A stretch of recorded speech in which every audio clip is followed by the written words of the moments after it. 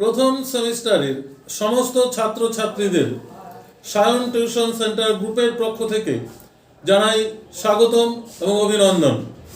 ইতিমধ্যে প্রথম সেমিস্টারের পরীক্ষা হয়ে গেছে। তোমাদের পরীক্ষা আশা করি ভালোই হয়েছে, কারণ আমাদের সেন্টার থেকে যে সাজেশন প্রোভাইড করা হয়েছিল তার 100% তোমরা কমন পেয়েছো। আমাদের সেকেন্ড সেমিস্টারের প্রস্তুতি পর্বও চলছে মানে আমাদের অলরেডি 2 তারিখ থেকে ক্লাস শুরু হতে চলেছে। অনেক ছাত্রছাত্রী আমাদের অফলাইনে অলরেডি নাম নথিভুক্ত করেছে এবং অনলাইনেও অনেক ছাত্রছাত্রী কিন্তু ভর্তি হয়েছে। যারা এখনো অফলাইন এবং অনলাইনে নাম নথিভুক্ত করতে চাও বা পড়াশোনা করতে চাও, অতি সত্বর আমাদের সেন্টারে যোগাযোগ করো। এবং যারা অফলাইনে করবে তারা তো অতি সত্বর সেন্টারে এসেই যোগাযোগ করতে হবে। আর 2 তারিখ থেকে আমাদের ক্লাস শুরু হতে চলেছে। আজকে যে বিষয়টি তোমাদের সামনে প্রেজেন্টেশন করব সেটা হচ্ছে মেজর পলিটিক্যাল সায়েন্স এর সিলেবাস নিয়ে। মেজর পলিটিক্যাল সায়েন্সের যে সিলেবাস রয়েছে তা বিষয় ধরে ধরে এবং ইউনিট ধরে ধরে টপিকগুলো বলছি আমি, কি কি টপিক রয়েছে প্রয়োজনে তোমরা লিখে নিতে পারো মেজর পলিটিক্যাল সায়েন্সের সিলেবাস সম্পর্কে। মেজর পলিটিক্যাল সায়েন্সের ইউনিট 1 এ যে বিষয়টি রয়েছে framing of the constitution of India, অর্থাৎ ভারতের সংবিধান প্রণয়ন। এই ভারতের সংবিধান প্রণয়নের মধ্যে রয়েছে historical background, government of India act of 1909, 1919, 1935 আর 1947, অর্থাৎ ঐতিহাসিক পটভূমিতে 1909 অর্থাৎ মর্লেমেন্টো সংস্কার, 1919, তারপর হচ্ছে 1935, 1947 সালের ভারত সরকার আইন প্রণয়নের ক্ষেত্রে ভারতীয় সংবিধানের যে গুরুত্বপূর্ণ তাৎপর্য রয়েছে সে বিষয়টি পড়তে হবে। তারপর বি নম্বরে রয়েছে assembly, composition, objective and function, মানে গণপরিষদ রচনার উদ্দেশ্য এবং কার্যাবলী সম্পর্কে তোমাদের মেজর পলিটিক্যাল সায়েন্সে পড়তে হবে।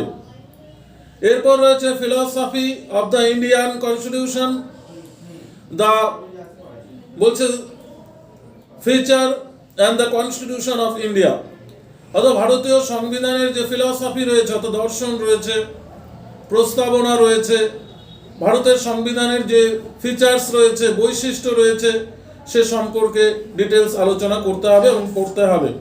তাহলে আমাদের ইউনিট 1 এ যে বিষয়টা রয়েছে ভারতীয় সংবিধান প্রণয়ন সংক্রান্ত বিষয় নিয়ে বিষয়টা রয়েছে। এবার ইউনিট 2 তে রয়েছে right and duties of the Indian citizens, অর্থাৎ ভারতীয় নাগরিকদের অধিকার ও কর্তব্য। ইউনিটের নাম হচ্ছে ভারতীয় নাগরিকদের অধিকার এবং কর্তব্য।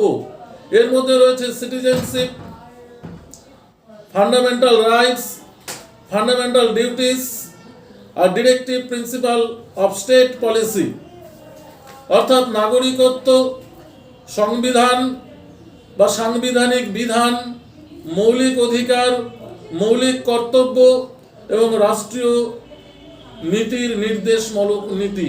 এই রাষ্ট্রীয় নীতির নির্দেশমূলক নীতি আমাদের unit 2 right and duties of the Indian citizens. এরপরে রয়েছে ইউনিট 3। ইউনিট 3 থেকে তোমরা কি পড়বে? Union government structure and function, অর্থাৎ কেন্দ্রীয় সরকার তার গঠন ও কার্যাবলী। কেন্দ্রীয় সরকার গঠন ও তার কার্যাবলী। এর মধ্যে রয়েছে legislature, parliament, composition and function, speaker, exclusive রয়েছে president, vice president, prime minister and council of ministers, অর্থাৎ আমাদের এখানে পড়তে হবে কার্যনির্বাহী রাষ্ট্রপতি সম্পর্কে পড়তে হবে, উপরাষ্ট্রপতি সম্পর্কে পড়তে হবে, প্রধানমন্ত্রী এবং মন্ত্রী পরিষদ রয়েছে সে সম্পর্কে আমাদের ইউনিট 3 তে পড়তে হবে। অর্থাৎ কেন্দ্রীয় সরকার ও কাঠামো এবং কার্যাবলীতে যে বিষয়টি রয়েছে আইনসভা, সাংসদ, রচনা, তারপর হচ্ছে কার্যাবলী, স্পিকার, এর মধ্যে রয়েছে রাষ্ট্রপতি রয়েছে, উপরাষ্ট্রপতি রয়েছে, প্রধানমন্ত্রী রয়েছে, অন্যান্য মন্ত্রী পরিষদ রয়েছে। এই সমগ্র বিষয়গুলো তোমাদের ইউনিট 3 তে দেখতে হবে। এরপর রয়েছে ইউনিট 4 ইউনিট 4-এ রয়েছে যে বিষয়টি আইনসভা, মানে আইনসভা রচনা ও কার্যাবলী যে বিষয়টি রয়েছে। আইনসভার মধ্যে আমাদের কি কি রয়েছে এখান থেকে সে বিষয়টা দেখতে হবে। 1 নম্বর হচ্ছে চিফ মিনিস্টার রয়েছে, কাউন্সিল অফ মিনিস্টার রয়েছে, গভর্নর রয়েছে, এক্সক্লুসিভ গভর্নর রয়েছে, লোকাল সেলফ গভর্নমেন্ট রয়েছে, আরবান অ্যান্ড রুরাল অর্থাৎ পৌরসভা এবং গ্রামীণ যে বিষয়টি রয়েছে সেই পার্টগুলো কিন্তু আমাদের ইউনিট 4-এ পড়তে হবে। তাহলে তোমরা বুঝতেই পারছো যে মেজর পলিটিক্যাল সায়েন্সের যে বিষয়টি রয়েছে কেন্দ্রীয় এবং রাজ্য স্তরের আইন বিভাগ, শাসন বিভাগ এবং সংবিধান প্রণয়ন সংক্রান্ত বিষয়টি তোমাদের মেজর পলিটিক্যাল সায়েন্সের সেকেন্ড সেমিস্টারে রয়েছে।